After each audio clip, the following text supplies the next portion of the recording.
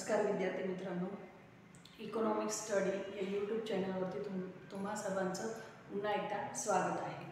मागच्या लेक्चर्समध्ये आपण संपूर्ण सूक्ष्म लक्ष्य अर्थशास्त्र व समग्र लक्ष्य अर्थशास्त्र यामधला फरक, स्वरूप, अर्थ, महत्त्व या संपूर्ण घटकांवरती सविस्तर अशी चर्चा केलेली आहे। बरोबर, आजचा जो आपला लेक्चर आहे तो TDS या प्रश्नावरती आधारित आहे। कोणता? TDS म्हणजे काय हे आपल्याला जाणून घ्यायचं आहे। लेक्चर सुरू करायच्या अगोदर मी सर्वांना सांगू इच्छिते की मला कमेंट्सच्या माध्यमातून सांगण्यात आलं होतं की मॅडम तुम्ही TDS याचा एक लेक्चर्स घेऊन घ्या असं। तर TDS म्हणजे नक्की काय, TDS म्हणजे नक्की काय आणि ती संकल्पना काय आहे त्याच्याविषयी आज आपण सविस्तर जाणून घेऊ। परीक्षेच्या दृष्टीने म्हणजे जे स्पर्धा परीक्षेचा अभ्यास करणारे जे विद्यार्थी आहेत त्यांनासुद्धा ते उपयुक्त आहे। त्याचबरोबर 11वी पासून ते 15वी पर्यंतचे जेही विद्यार्थी आहेत आपले त्यांनाही त्यांच्या अभ्यासामध्ये हा घटक आलेला आहे। आलं लक्षात? म्हणून ही संकल्पना समजून घेणे सर्व विद्यार्थ्यांसाठी बंधनकारक आहे। सर्वसामान्य लोकांना सुद्धा ही संकल्पना खूप महत्त्वाची आहे। जो बँकेचे व्यवहार आपण करतो त्यामध्ये आपल्याला TDS ही एक संकल्पना आहे, पण ती काय आहे नक्की हे लक्षात येत नाही, म्हणून ती जाणून घेणं ही आपल्या आज गरज आहे। लक्षात?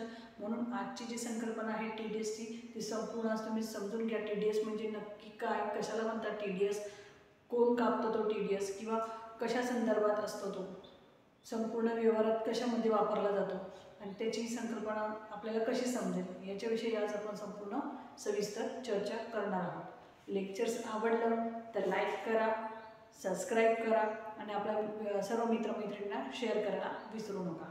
तर चला तर मग आपण आपल्या घटकाकडे वळूया। TDS, तर TDS कशाला म्हणायचं तर पहा, TDS म्हणजे काय तर त्याचा सुरुवातीला आपण फुल फॉर्म बघून घेऊ। काय म्हणतो फुल फॉर्म बघून घेऊ की TDS कशाला म्हणायचं किंवा TDS म्हणजेच काय तर बघा त्याची सुरुवात कशी झाली। ही TDS ही एक संकल्पना अशी आहे की ती आयकर विभागाने सुरू केलेली आहे। कोणी केलेली आहे? आयकर विभागाने लोकांना कर ही संकल्पना किंवा व्यक्तीला कर ही संकल्पना समजण्यात सोपी जावी यासाठी त्यांनी ही TDS ही संकल्पना काढलेली आहे। बरोबर, की लोकांना कर भरताना त्याचे अडचण निर्माण होता कामा नये यासाठी। लक्षात? तर TDS म्हणजेच काय तर TDS म्हणजे एखादा जो व्यक्ती आहे किंवा एखादी व्यक्ती किंवा एखादी कंपनी, एखादी व्यक्ती किंवा एखादी कंपनी किंवा एखादा उद्योजक तो काय करतो की आपल्या इथं काम करणारे जे व्यक्ती आहेत किंवा एखाद्या व्यक्तीकडून समजा ती एक्स अशी कंपनी आहे, एक्स अशी एक कंपनी आहे, तिने काय केलं की एखाद्या समोरचा जो व्यक्ती आहे किंवा त्यांच्या इथं काम करणारी व्यक्ती आहे त्यांना एखादी रक्कम त्यांनी काम केल्याबद्दल त्यांना जेव्हा रक्कम किंवा आपण म्हणतो पगार किंवा वेतन किंवा एखादं व्याज, समजा आपण कर्जावर रक्कम घेतली असेल तर ती व्याज, तर ते स्फूर्त करताना म्हणजे देत असताना काय करत असते, काही रक्कम ती काय करत असते वजा करत असते। काय करत असते? वजा करत असते। साध्या आणि सोप्या भाषेत सांगते तुम्हाला TDS म्हणजे काय तर TDS म्हणजे एखादी कंपनी असेल, एखादा व्यक्ती असेल, काय करते आपल्या सोबत जी काम करणारी व्यक्ती आहे, आपल्या इथे काम करणारी जी व्यक्ती आहे तर दुसऱ्या व्यक्तीला किंवा त्या व्यक्तीला काय करत असते तर काही रक्कम तिला देणारी जी रक्कम आहे त्या रकमेपेक्षा काही रक्कम काय करत असते वजा करत असते। काय करत असते? वजा करत असते। ती वजा केलेली रक्कम कोणाला देत असते तर ती कर विभागाकडे ती स्फूर्त करत असते। लक्षात? कोणाकडे स्फूर्त करत असते? कर विभागाकडे ती स्फूर्त करत असते। मग त्याला म्हटलं तर ते जे आहे त्याला म्हटलं तर TDSचा फुल फॉर्म काय आहे तर TDSचा फुल फॉर्म आहे टॅक्स डिडक्शन ॲट सोर्स। काय म्हटलं तर टॅक्स डिडक्शन ॲट सोर्स असं त्याला म्हटलं जातं। लक्षात?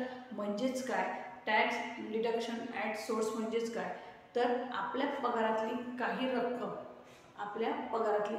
रक्कम कंपनीदाता किंवा एखादा व्यक्ती असेल ज्याच्याकडून आपण पैसे जर घेतलेले असतील, अशी कंपनी, असा उद्योजक किंवा असा व्यापारी हे काय करतात आपल्याला आपली रक्कम द्यायच्या अगोदर, म्हणजेच काय उदाहरणार्थ एक साधं सोपं उदाहरण देते की म्हणजे तुम्हाला त्याच्यावरून TDS म्हणजे नक्की काय ते लक्षात येऊन जाईल। तर पहा, TDS म्हणजे समजा उदाहरणार्थ आपल्याला दरमहा किती पगार आहे? 50,000 रुपये पगार आहे। किती पगार आहे? दर महिन्याला 50,000 रुपये आपल्याला पगार आहे। मग दर महिन्याला जर 50,000 रुपये आपला पगार असला तर मग आपल्या या पगारातून म्हणजे आपण वर्षाला किती कमवतो 6 लाख रुपये कमवतो. किती कमवतो आपण? वर्षाला 6 लाख रुपये कमवतो. जर आपण वर्षाला 6 लाख रुपये कमवतो म्हणजे आपला महिन्याचा पगार 50,000 आहे, बरोबर की नाही? मग 50,000च्या काय करणार? 10% काय करणार? कट करणार. 10% व्याज ते कट करून घेणार. म्हणजे 10% रक्कम म्हणजेच काय? महिन्याला 5,000 रुपये. आलं लक्षात? महिन्याला 5,000 रुपये. आपल्या पगारातून आपल्या याच्यातून किती? 5,000 रुपये दर महिन्याला कट होणार आणि 45,000 आपल्याला देणार.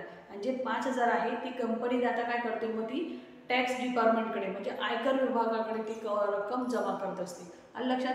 आपल्या पगारावरची जी काही रक्कम असते म्हणजे पैशांमध्ये जो कर लावला जातो, एक प्रकारचा कर आहे. काय आहे? TDS म्हणजे काय आहे? कर आहे एक प्रकारचा. तो कशावर लावला जातो? तो पगारावर लावला जातो किंवा एखाद्या पेमेंटवरती लावला जातो किंवा समजा व्याजावर लावला जातो किंवा नाहीतर मग समजा आपण जी याच्यामध्ये रक्कम बक्षीस म्हणून आपण घेतलेली असेल, कुठली बक्षीस म्हणजेच काय? लॉटरीचं लागली असेल आपल्याला किंवा आपल्याला बक्षीस स्वरूपात कोणती रक्कम मिळाली असेल किंवा नाहीतर बघा जी धनसंपत्ती असते म्हणजे आपल्या वडिलोपार्जित संपत्ती असते ती जर आपल्याला मिळत असेल, बरोबर की नाही? वडिलोपार्जित संपत्ती जर ती आपल्याला मिळत असेल तर त्याच्यावरती सुद्धा काय केलं जातं? टॅक्स हा लावला जातो. मग ती टॅक्स कोण कापत असतं? तर समजा आपल्याला एखाद्या संस्थेने जर ती आपल्या दिलेली असेल, एखादं बक्षीस दिलेलं असेल, लॉटरीवाल्याने जर आपल्याला ते बक्षीस दिलेलं असेल, आपल्याला लॉटरी आली असेल तर त्याच्यातली जी रक्कम आहे काय केली जाते? काही रक्कम ही वजा केली जात असते. म्हणजे जेवढा पैसा असेल त्या रकमेच्या 10% जी रक्कम असेल, समजा आपल्याला 50,000 मिळाले आहे तर 50,000च्या 10%. 10% म्हणजेच काय? मग 5,000 रुपये. आणि लक्षात तुम्हाला अशा प्रकारचं ते कट केलं जात असतं किंवा अशा प्रकारचा तो कापला जात असतो. याला आगाऊ रक्कम असं सुद्धा आपण म्हणू शकतो. त्याला काय म्हटलं जातं? आगाऊ रक्कम असं सुद्धा त्याला म्हटलं जात असतं. तर रक्कम देताना बघा, रक्कम देताना काय केलं जातं? कापून घेतला जाणारा जो आगाऊ रक्कम असते तिला म्हटलं जातं TDS. काय म्हटलं जातं त्याला? TDS. पुन्हा सांगते, रक्कम देताना म्हणजेच काय? कंपनीदाता समोरच्या व्यक्तीला किंवा कामगाराला जेव्हा वेतन देत असतो त्या वेतनामधून तो काही भाग कापून घेतो. काही भाग काय करतो? तो कापून घेतो. म्हणजे ते काय असतं? आगाऊ रक्कम कापून घेतो. त्याला म्हटलं जातं TDS. त्याला म्हटलं जातं टॅक्स डिडक्शन ॲट सोर्स असं त्याला म्हटलं जातं. आलं लक्षात तुम्हाला? इथपर्यंत समजलं TDS कशाला म्हणायचं? पुन्हा एकदा तुम्हाला ती संकल्पना थोडी क्लिअर करून देते की TDS म्हणजे काय? तर TDS म्हणजेच त्याचा फुल फॉर्म आहे टॅक्स डिडक्शन ॲट सोर्स. आलं लक्षात? ही संकल्पना कोणी सुरू केली आहे? तर आयकर विभागाने सुरू केलेली. का सुरू केलेली आहे? की प्रत्येक व्यक्तीला विशिष्ट माध्यमातून म्हणजे कर व्यवस्थितरित्या भरता यावा किंवा तो चुकवता कामा नये यासाठी काय केली झालेली ही कर संकल्पना आयकर विभागाने सुरू केलेली आहे.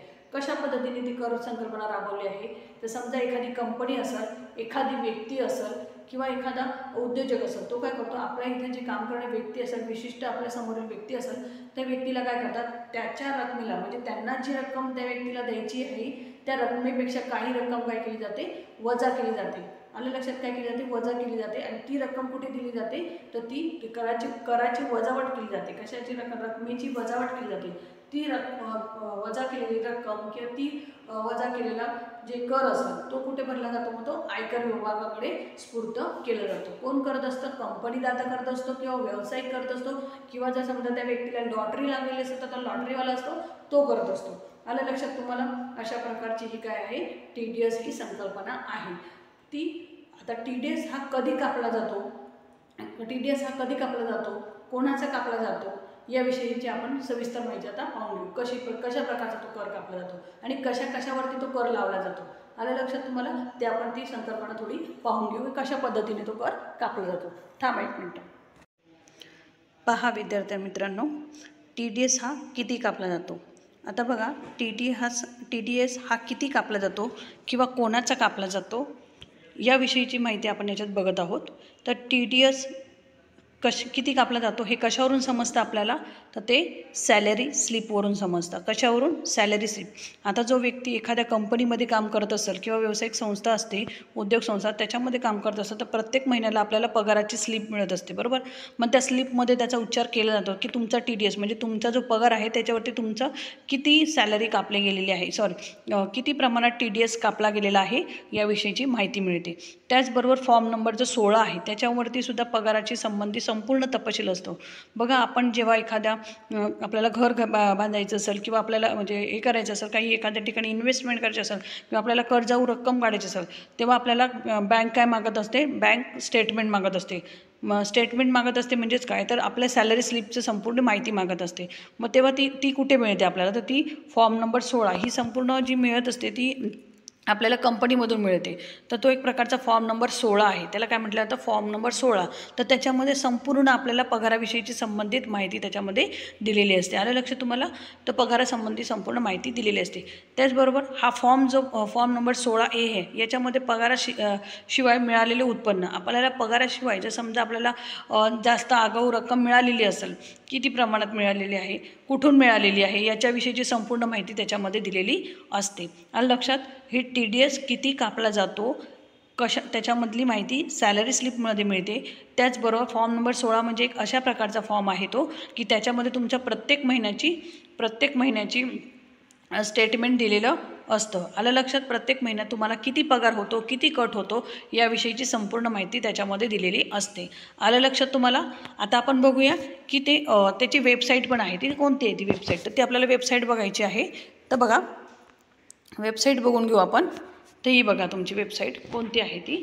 फॉर्म नंबर 16 किंवा 16A मिळालाच नाही, समजा आपल्याला फॉर्म नंबर 16 किंवा 16A मिळालंच नाही, तर वेबसाईट कोणती आहे, तर ती आहे बघा https www.incometax.com.in अशी जी वेबसाईट आहे, त्याच्यावरती आपल्याला तो फॉर्म मिळून जातो. कोणता, फॉर्म नंबर 16 किंवा फॉर्म नंबर 26A हे सुद्धा आपल्याला मिळत असतं. किंवा आपल्याला TDS म्हणजे टॅक्स आपल्याला कोणी कापलेला आहे, लक्षात, टॅक्स आपला कोणी कापलेला आहे त्याच्याविषयीची संपूर्ण माहिती त्याच्यामध्ये मिळते.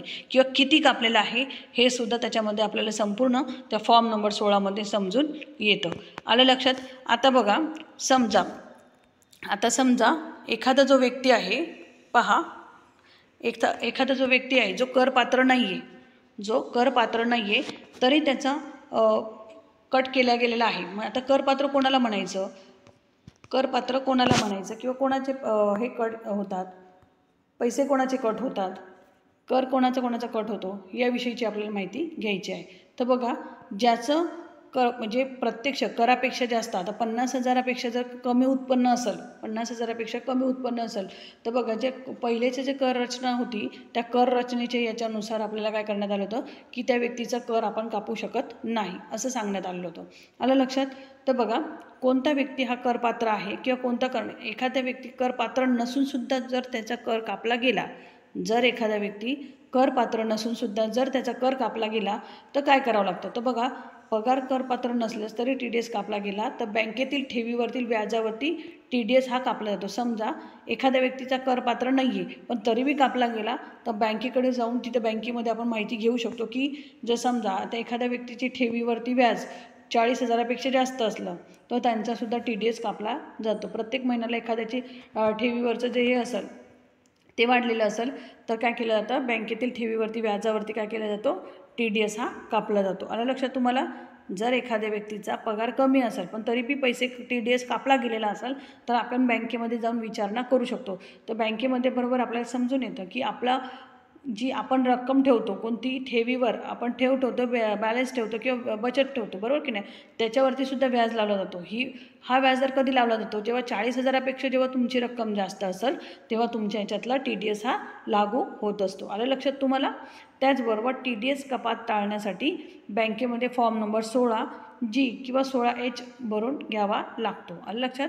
जर आपल्याला TDS किंवा टॅक्स कापायचा नसेल किंवा ते टाळायचं असेल, लक्षात, तर त्याच्यासाठी आपल्याला काय करावं लागतं, बँकेत जाऊन फॉर्म नंबर 15G हा भरावा लागतो. 15G किंवा 15H हा फॉर्म काय करून द्यावा लागतो, भरून द्यावा लागत असतो. आलं लक्षात तुम्हाला. आता आपण म्हणतो कपात टाळण्यासाठी म्हणजेच काय, तर जी बचत आहे त्याच्यावरचं सांगते आहे फक्त. आलं लक्षात.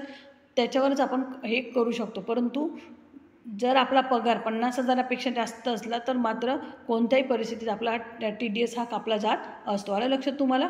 आता हे आपण फॉर्म नंबर 16 बघितलं किंवा आपण बघितलं की फॉर्म नंबर 16 मिळालंच नाही तर काय करावं लागतं हे सुद्धा आपण बघितलं, किंवा कोणाचा कापला जातो आणि जर कापलाच गेला तर काय करावं लागतं हे याच्याविषयी आपण बघितलं, बरोबर. तर आपल्याला आता पुढचं काय बघायचं आहे, तर आपल्याला पुढचं बघायचं आहे TDS किती कापला गेला हे पण आपल्याला समजलं की किती कापला जातो ते, बरोबर. हे संपूर्ण आपण बघितलेलं आहे. आता आपण याच्या पुढचं जे आहे म्हणजेच काय, तर कोणाकोणाचा कापला जातो, तो व्यावसायिकाचा कापला जातो. एखादा व्यावसायिक असेल त्याचा, किंवा एखाद्याला लॉटरीच्या स्वरूपात किंवा बक्षिसाच्या स्वरूपात एखादी रक्कम मिळालेली असेल कुठे, तर त्याचासुद्धा काय केला जातो, TDS हा कापला जातो. पगारावरती लागलाच जातो प्रत्येकाला. आपण प्रत्येक व्यक्ती काय भरत असतो, जर ज्याच्याकडे रक्कम ठेवीवरच्या बँकेमधली ठेवी 40,000पेक्षा सुद्धा जास्त असेल त्याचासुद्धा TDS कट होतो. जशी रक्कम असेल तसा तो TDS लावला जातो.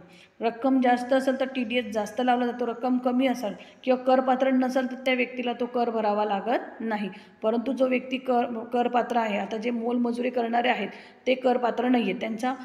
त्यांचा महिन्याला किंवा त्यांचा प्रत्येक दिवसाला पगार होत असतो. ते मोलमजुरीवर काम करणारे व्यक्ती, म्हणून त्यांना TDS लावला जात नाही. आलं लक्षात.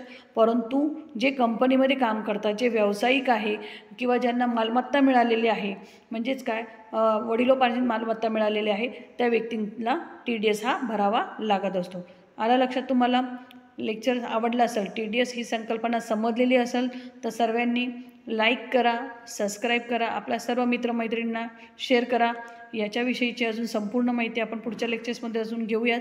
आज आपण फक्त बघितलं काय की TDS कशाला म्हणतात, TDS ही संकल्पना कोणी काढलेली आहे, त्याचा फुलफॉर्म पाहिला आपण, कोण राबवतो ही संकल्पना तेही आपण पाहिलेलं आहे, कोणत्या व्यक्तीला TDS ही संकल्पना लागू होते, कोणाला लागू होत नाही.